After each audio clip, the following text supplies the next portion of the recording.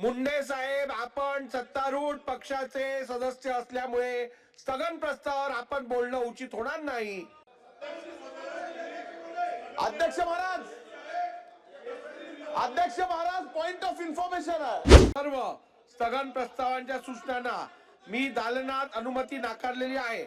मुंडे साहेब, आपण सत्तारूढ पक्षाचे सदस्य असल्यामुळे स्थगन प्रस्तावावर आपण बोलणं उचित होणार नाही. मग पूर्ण होऊ दे, त्यानंतर बोला ना. पूर्ण होऊ दे. आज प्राप्त झालेल्या सर्व स्थगन प्रस्तावांच्या सूचना मी दालनात अनुमती नाकारलेली आहे. पुढे घ्या. लक्षवेधी सूचना झालं ना आता किती.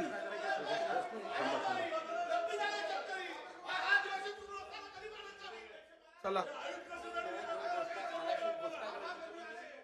अध्यक्ष महाराज स्थगनवर बोलत नाही, पॉइंट ऑफ इन्फॉर्मेशन आहे. अध्यक्ष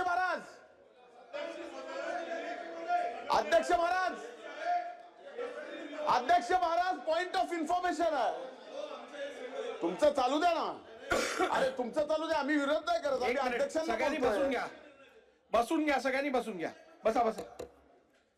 बघा, या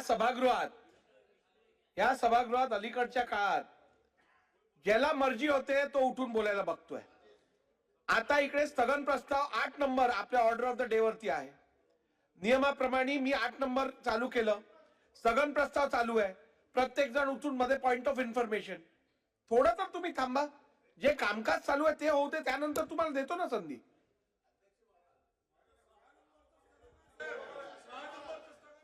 नितीन राऊत साहेब, एक मिनिट. वडेट्टीवार साहेब, एक मिनिट. नितीन राऊत साहेब, स्थगन प्रस्ताव जे आहेत त्याला मी दालनात अनुमती नाकारल्यानंतर खरं तर इकडे चर्चा होऊ शकत नाही. तरीही अपवादात्मक अत्यंत महत्वाचा विषय शेतकऱ्यांचा असल्यामुळे मी वडेट्टीवार साहेबांना संधी दिली. त्यानंतर जर प्रत्येक जण, मग मी दिलेल्या रुलिंगला अर्थ काय? मी नाकारणार आणि तुम्ही प्रत्येक विषयावर बोलत राहणार. असं नाही चालणार. बोला. या 57 पण मी नोटीस दिली. खरं म्हणजे हे शेतकरी शक्तीपीठ महामार्गावर जी 23 फेब्रुवारी म्हणजे काल झालेली घटना अत्यंत निंदनीय आहे. महाराष्ट्रातील सर्व बातम्यांचे विश्वासार्ह व्यासपीठ. सकाळच्या सर्व सोशल मीडिया प्लॅटफॉर्मला लाईक, फॉलो आणि सबस्क्राईब करा. तसंच सर्व नोटिफिकेशनसाठी बेल आयकॉन प्रेस करायला विसरू नका.